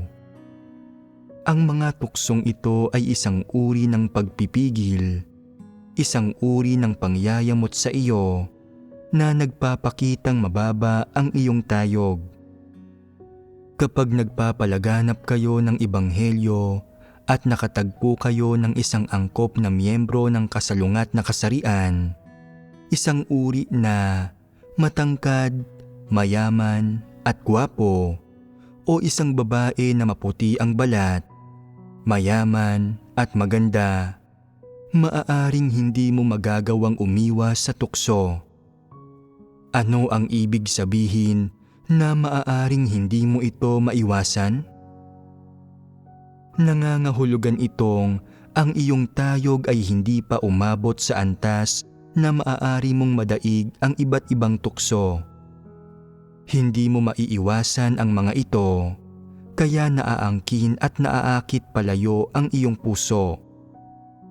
Kung ano ang iyong iniisip, kung ano ang pinagninilayan mo sa iyong isipan, maging kung ano ang iyong pinapangarap at tinatalakay sa iba, ay lahat nagiging tungkol sa mga usaping ito. Naaapektuhan nito ang pagganap ng iyong mga tungkulin. Habang nagbabahagi na ng katotohanan, maraming nasasabi ang iba habang paunti ng paunti ang iyong naiaambag at nawawalan ka ng interes sa pananalig sa Diyos. Hindi ba't ito ay pagkaakit? Ito ay pagkahulog sa tukso at ito ay mapanganib. Iniisip ng ilang tao na nahulog ka lang sa tukso kapag nagsimula ka ng makipagtipan sa sinuman o sumama ka sa kanila. Subalit sa oras na umabot ka na sa puntong iyon, tapos ka na. Maaari bang lumitaw ang mga sitwasyong tulad nito kung nakatagpo ninyo ang mga ganitong usapin? Hindi ko alam. Kung hindi ninyo alam, pinatutunayan nitong mababa ang inyong tayog. Bakit pinatutunayan nitong mababa ang inyong tayog? Sa isang banda, hindi ka pa kailanman naharap sa gayong mga usapin, kaya hindi mo alam kung ano ang iyong magiging reaksyon. Wala kang kontrol sa iyong sarili. Sa isa pang banda, kapag nahaharap sa ganitong uri ng sitwasyon, wala kang tamang saloobin at paraan ng pagharap sa ganitong uri ng problema. Kung hindi mo kayang hanapin ang katotohanan para lutasin ang problema, nangangahulugan itong pasibo ka. Pinatutunayan ng pagiging pasibo na may mababa kang tayog at mangmang ka. Bagaman maaaring hindi mo aktibong inaakit ang iba, tiyak na kaya kang akitin ng iba na magdadala sa iyo ng tukso. Kung hindi mo ito kayang mapagtagumpayan, iyan ay isang problema. Halimbawa, paano kung may mag-alok sa iyo ng pera at katayuan? O paano kung may mas mabuting taong dumating at sinusubukan kang akitin? Madali bang mapagtagumpayan iyon? Ano ang posibilidad na mapagtatagumpayan mo iyon? Sinasabing ang ilang tao, kapag nakatanggap ng 2 tsokolate lang mula sa sinumang nagkakagusto sa kanila, ay nahuhumaling at nag-iisip na pumasok sa isang relasyon sa tao na iyon. Ganoon kaliit ang kanilang tayog. Isa ba itong usapin ng hindi pananalig sa Diyos sa sapat na haba ng panahon? Hindi sa ganoon. May ilang tao na naging mananampalataya sa loob ng higit na 1 dekada at natutukso pa rin kapag nahaharap sa mga ganitong sitwasyon. Una, pangalawa, o pangatlong beses man nilang nakatatagpo ito, maaari pa rin silang maakit. Ano ang sanhi nito? Mababa ang kanilang tayog at talagang wala silang pagkaunawa sa ilang katotohanan. Bakit wala silang pagkaunawa? Dahil hindi nila hinahangad ang katotohanan. Palaging magulo ang kanilang pag-iisip. Sa pananaw nila, hindi makabuluhan ang mga gayong usapin. Iniisip nila, kung may dumating talagang isang angkop na kapareha, bakit hindi ako maaaring magpakasal? Hindi ko palang nakikilala ang sinumang angkop at hindi ako napapahanga ng sinuman, kaya iraraos ko lang. Ang pagraraos na ito ay hindi isang saloobin ng paghahangad sa katotohanan. Hindi ito pagtahak sa landas ng pagkakamit ng kaligtasan at pagpeperpekto. Hindi ang kaisipang ito. Gusto lang nilang makaraos, nabubuhay sa bawat araw na dumarating, pumupunta saan man sila dalhin ng buhay. At kung darating talaga ang araw na hindi na sila makapagpapatuloy, ganoon na nga iyon. Hindi sila interesado sa layunin ng Diyos na iligtas ang mga tao o sa gawain ng Diyos para sa kaligtasang ito. Bukod pa rito, hindi nila taimtim na hinahanap ang iba't ibang katotohanang may kaugnayan sa pagliligtas ng Diyos sa tao, ni hindi nila ito isinasa puso. Maaaring sabihin ng ilan na, subalit palagi silang dumadalo sa mga sermon. Paano mo nasasabing hindi nila ito isinasa puso? Subalit ang pagsunod lang sa ritual ng pagdalo sa mga pagtitipon at pakikinig sa mga sermon ay iba sa pagtanggap sa katotohanan. Maraming tao ang nakikinig sa mga sermon, subalit iilan ba talaga ang nagsasagawa ng katotohanan? Mas kakaunti pa ang mga tumatahak sa landas ng paghahangad ng katotohanan. Maraming tao ang nakatuon lang sa pag-unawa sa mga doktrina at pagpapayaman sa mga sarili nilang kuro-kuro at imahinasyon kapag nakikinig sila sa mga sermon. Ang mga nagmamahal sa katotohanan ay nakikinig sa layuning hanapin at tanggapin ito. Nagagawa nilang makinig sa mga sermon at magnilay sa kanilang sarili. Ikinukumpara ang kanilang narinig sa kanilang sariling kalagayan at tumutuon sa paglutas ng kanilang mga tiwaling disposisyon. Kumakapit sila sa mga praktikal na aspekto ng katotohanan. Binibigyang diin nila ang pagsasagawa at pagdanas ng mga aspektong ito at ang pagkakamit ng katotohanan. Sa makatuwid, ang mga nagmamahal sa katotohanan ay nakikinig sa mga sermon para magtamo ng buhay, para maunawaan ang katotohanan at baguhin ang kanilang sarili. tinatanggap nila ang katotohanan sa kanilang puso at kapag isinasagawa nila ito, ang katotohanang nauunawaan nila ay nagiging kapaki-pakinabang para sa kanila. Ang pagkaunawa sa katotohanan ay nagbibigay ng isang landas. Para sa mga hindi naghahangad sa katotohanan, nakikinig sila sa mga sermon sa magulong paraan. Makikinig sila sa isang buong sermon mula simula hanggang huli, at kapag tinanong mo sila kung ano ang naunawaan nila pagkatapos, sasabihin nilang, "Naunawaan ko itong lahat. Itinala ko ng malinaw ang lahat."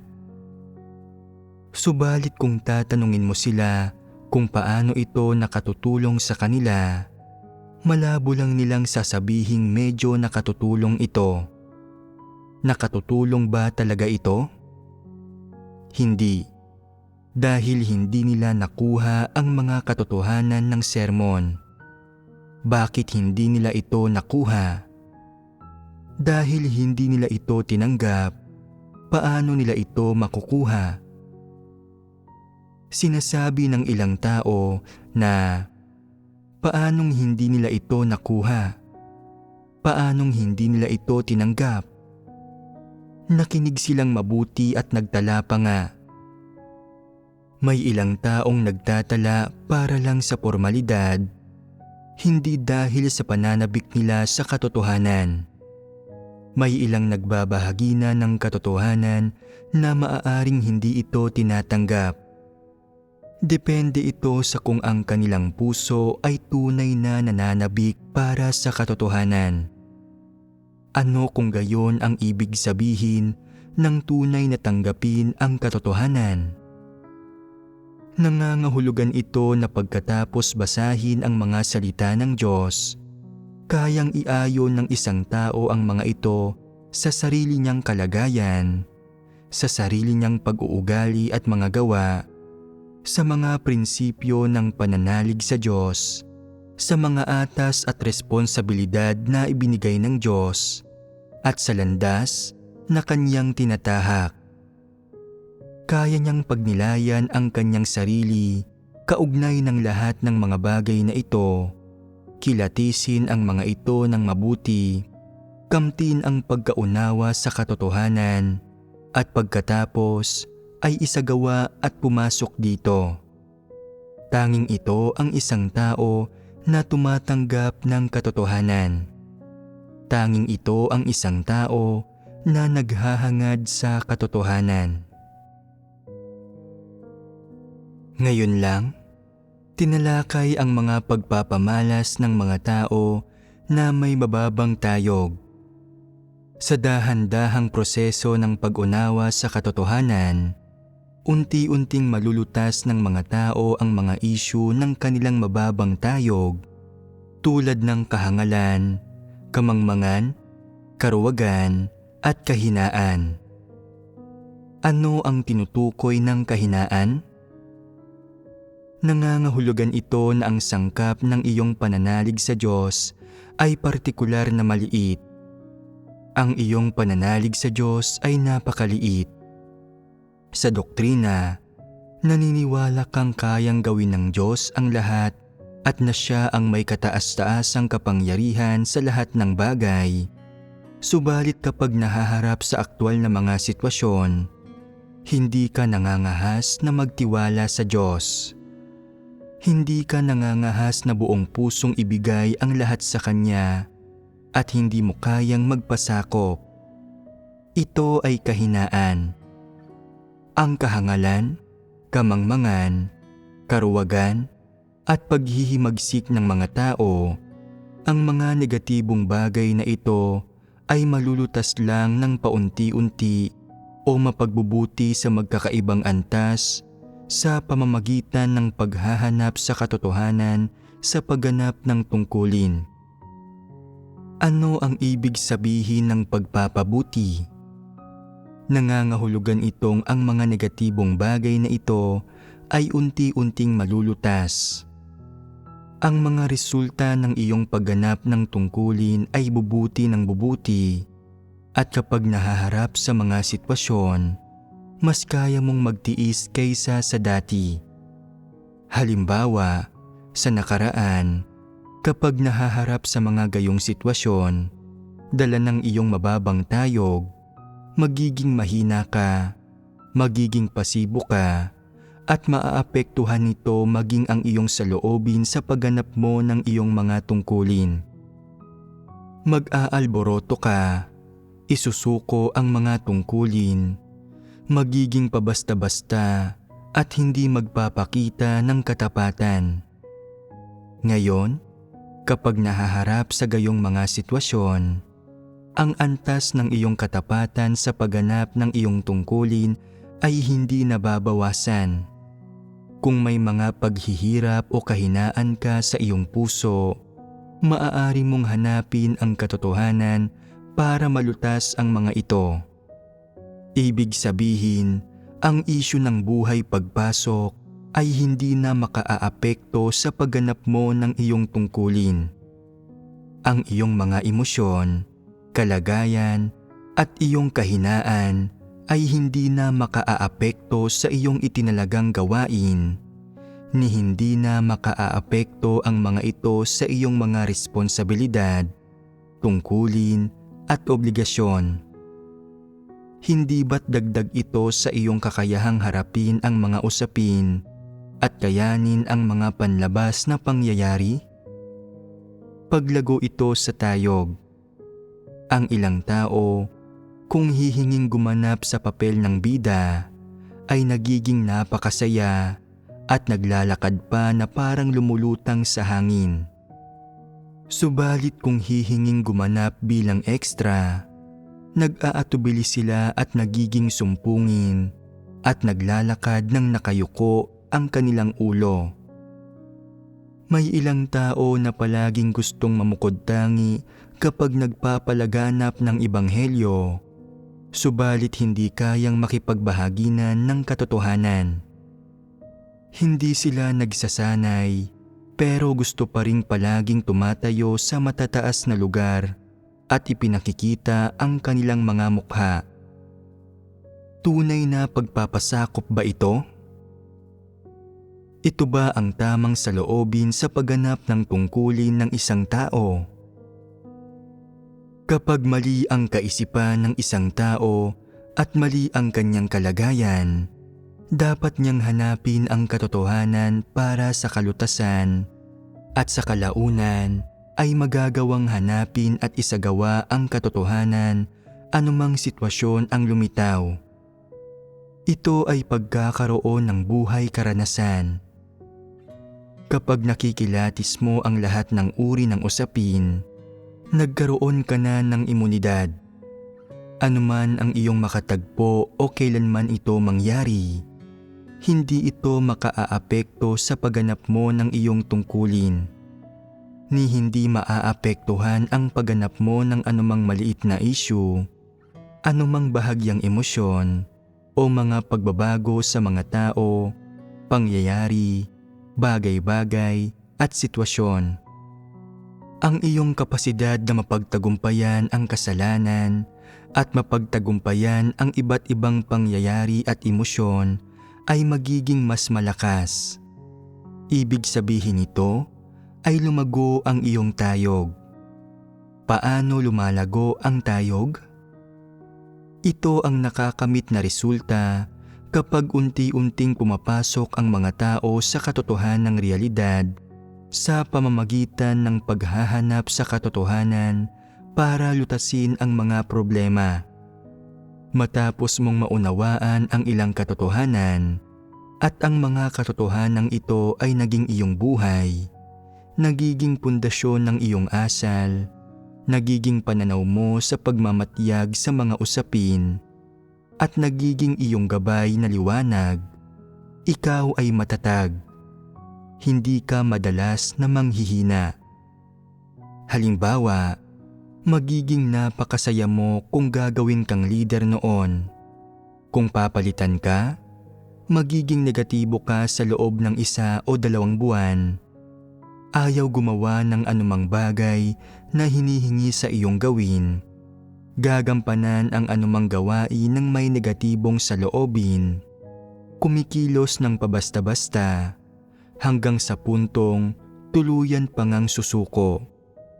Ngayon, kung papalitan ka, sasabihin mong, kahit palitan ako, hindi ito makaaapekto sa akin. Hindi ako magiging negatibo sa loob ng isang araw. Kung papalitan ako ngayon, ipagpapatuloy ko kung ano ang dapat kong gawin bukas. Tinatanggap ko at nagpapasakop ako sa mga pamamatnugot at pagsasaayos ng Diyos. Ito ang pagiging matatag. Paano nangyayari ang pagiging matatag na ito? Kung hindi mo hahangarin ang katotohanan at kapag nahaharap sa mga usapin ay hindi mo hinahanap ang katotohanan para sa kalutasan at hindi tumutuon sa pagkilos ng may mga prinsipyo, magkakaroon ka ba ng ganitong tayog? Hindi ka kailanman magiging matatag kung nabubuhay ka sa mga pilosopiya ng mga walang pananampalataya para sa mga makamundong pakikitungo. Tanging kung nabubuhay ka sa katotohanan na makakaya mong unti-unting bitiwan ang pagmamataas, katayuan at banidad, para sa huli, walang makakapagpabagsak sa iyo at walang makaaapekto sa pagganap mo ng maayos ng iyong mga tungkulin. Ito ang pagkakaroon ng tayog. Ito ang pagiging matatag. Kapag matatag ka at lumago ang iyong tayog, hindi ba't nagagampanan mo ang iyong mga tungkulin ng palapit sa pamantayan? Kapag tinutupad mo ng sapat ang iyong mga tungkulin, hindi ba't ibig sabihin ito na mayroon ka ng partikular na tayog? Ano ang kasama sa tayog na ito? Tunay na pananalig sa Diyos, tunay na pagpapasakop sa Diyos, at katapatan sa Diyos, gayon din ang kakayahang tratuhin ng tama ang iyong mga tungkulin. Pagtanggap ng lahat mula sa Diyos at ang kakayahang magpasakop sa Diyos, matakot sa Diyos at umiwas sa kasamaan. Ito ang mga pagpapamalas ng paglago ng tayog. Ngayon, naramdaman ninyo ba sa inyong kamalayan na kailangang ilagay sa agenda ang pagkakaligtas at na hindi na kayo dapat maguluhan tungkol dito? Ang pagkaunawa sa bawat katotohanan ay napakahalaga para mailigtas. Hindi ka dapat maguluhan tungkol sa anumang isang katotohanan. Ang pananalig sa Diyos ay hindi lang basta kaunting pagsisikap, pagiging abala, pagtitiis ng ilang pagdurusa, at pagtitiyaga sa mga pagsubok ng hindi nagkakamali. Kung ang mga taong nananalig sa Diyos ay tunay na itinuturing ang pagkakaligtas bilang isang mahalagang usapin sa buhay at tinatrato ang pagkakamit ng katotohanan bilang isang mahalagang usapin sa buhay, kaya nilang bitiwan ang kahit ano. Magiging madali sa kanila ang pagbitiw. Kung hindi pa nararamdaman ng isang tao kung gaano kahalaga ang mailigtas, iyon ay kahangalan at kamangmangan. Napakaliit ng kanyang pananampalataya at nabubuhay pa rin siya sa matinding kahirapan. Kung ang isang tao ay hindi nagmamahal sa katotohanan, magiging mahirap para sa kanyang makamit ang sapat na pagtupad ng tungkulin. Ito ay dahil para makamit ang sapat na pagtupad ng tungkulin, kailangan ng isang tao na maunawaan ang maraming katotohanan at pumasok din sa maraming katotohanan. Sa proseso ng pag-unawa at pagpasok sa katotohanan, unti-unting magiging sapat ang tungkuling ginagampanan ng isang tao. Unti-unting magbabago ang iba't ibang kahinaan at emosyon niya at unti-unti ring bubuti ang iba't ibang kalagayan niya. Sa proseso ng pag-unawa sa katotohanan at pagpasok sa katotohanang realidad, magiging mas malinaw sa kalooban ng isang tao ang tungkol sa pangitain kaugnay sa pananalig sa Diyos at pagkakaligtas. At kasabay nito, ang pagnanais at hinihingi ng isang tao para sa pagkakaligtas ay magiging lalong agaran. Ano ang ibig sabihin ng agaran?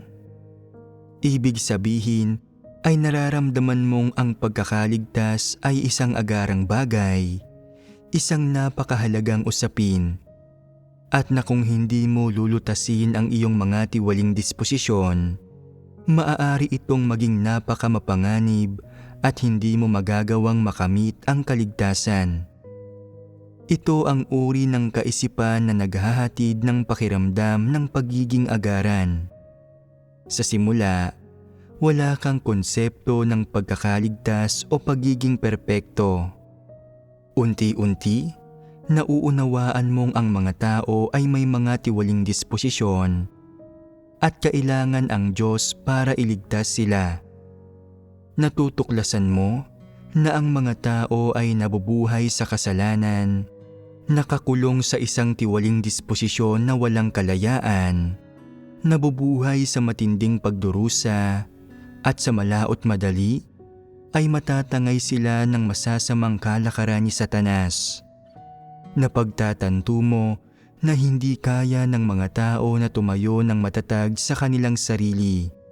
Gaano ka man katatag o kadeterminado, hindi mo magagarantiya na susunod ka sa Diyos hanggang sa huli. At na dapat mong hangarin ang katotohanan, dapat mong maranasan ang paghatol, pagkastigo, mga pagsubok at mga pagpipino para maunawaan ang katotohanan at makilala ang iyong sarili, at saka pa lang na magkakaroon ka ng determinasyong sundin ang Diyos hanggang sa huli. Sa puntong ito ka nagsisimulang makaramdam ng kaunting pagmamadali tungkol sa pagkakaligtas. Napakahalaga ng pagkaunawa sa katotohanan para mailigtas. Ang paghahangad sa katotohanan ay isang mahalagang bagay na hindi dapat talikuran o kaligtaan ng isang tao. Kung hahangarin mo o hindi ang katotohanan, ay may direktang kaugnayan sa pagkakaligtas, at ito ay hindi maihihiwalay na nakaugnay sa kung ikaw ay magagawang perpekto ng Diyos. Sa proseso ng pagganap ng iyong mga tungkulin, ang lahat ng problema at kahirapang iyong nararanasan ay dapat malutas sa pamamagitan ng paghahanap sa katotohanan. Ang iyong kahinaan, kamangmangan, at kahangalan ay unti-unti ring magbabago. Ano ang tinutukoy ng pagbabagong ito? Nangangahulugan ito na ang iyong kakayahang mapagtagumpayan ang kasalanan ay lumagong mas malakas, at ikaw ay nagiging mas sensitibo sa iyong mga tiwaling disposisyon at sa mga buktot na bagay. Nagkakamit ka ng higit na pagkilatis at damdamin sa mga usaping ito sa iyong puso. Sa kasalukuyan, ang ilang tao ay wala pa rin ng kamalayang ito at wala silang nararamdaman kapag nakakikita sila ng kasalanan, kabuktutan, o mga satanikong bagay. Hindi ito katanggap-tanggap at nagpapakita na malayo-layo pa rin ang kanilang tayog. Ang ilang iba pa ay walang damdamin, walang pagkilatis, at walang ni isang bakas ng tunay na pagkamuhi sa iba't ibang makasalanang pag-uugali at sa iba't ibang pangit na aspekto ni Satanas.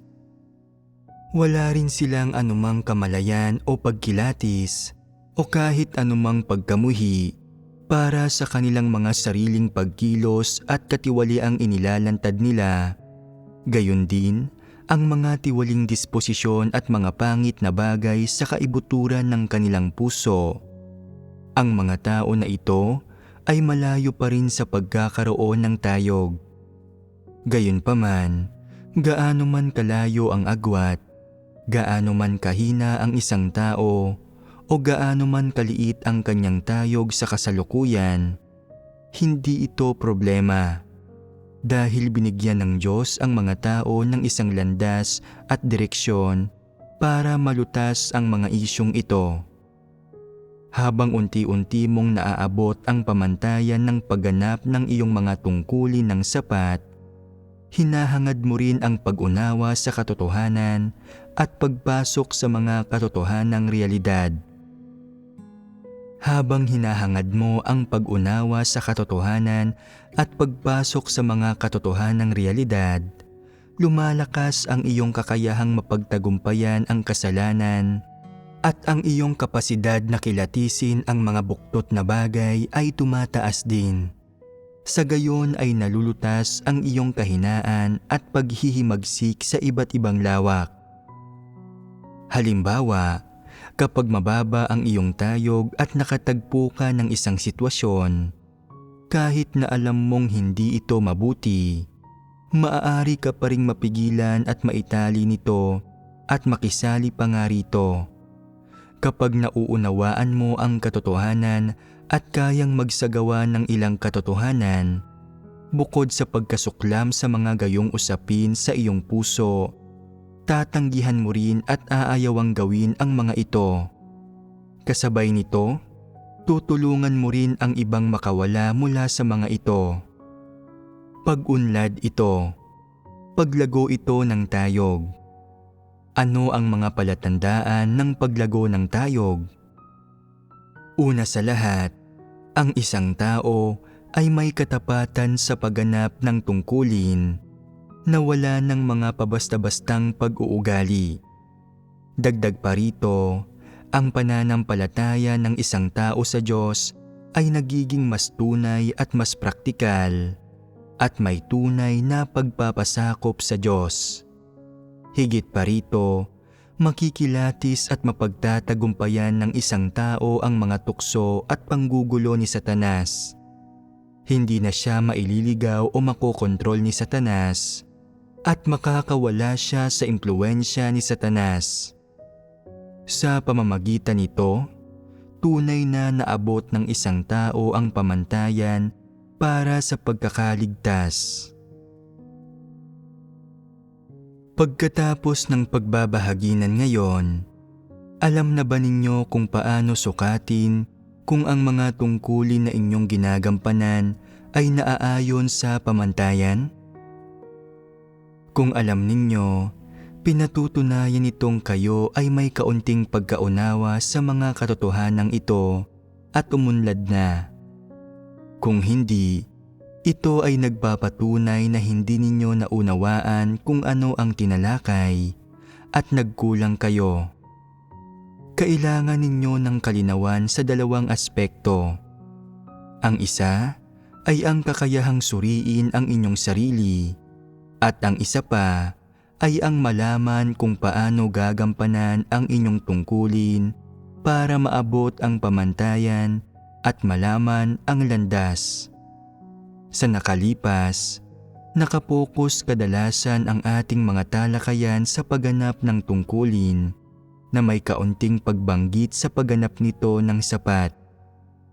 Ngayon, ang pangunahing talakayan ay tungkol sa mga pamantayan para sa sapat na pagtupad ng tungkulin. Ang mga pamantayan para sa pagiging sapat at ang iba't ibang katotohanang nakapaloob sa aspektong ito ay talagang napagbahaginan na ng malinaw.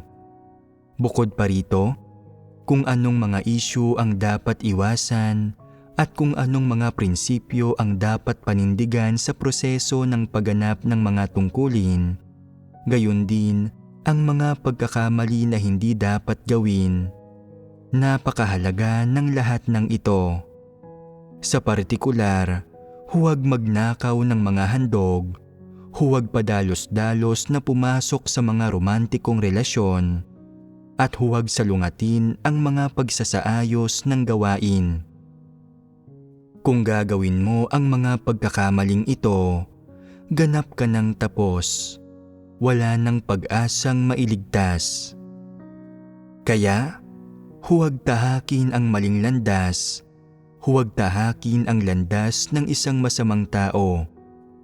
Sa sandaling tumuntong ka sa daang iyon, tunay na wala ng pag-asa. Wala nang makapagliligtas sa iyo. Kung hindi ka ililigtas ng Diyos, tiyak na hindi mo rin maililigtas ang iyong sarili. Kung naabot ng isang tao ang puntong iyon, seryosong problema ito. Hindi madaling bumalik. Iyon talaga ay isang daang patungo sa kawalan.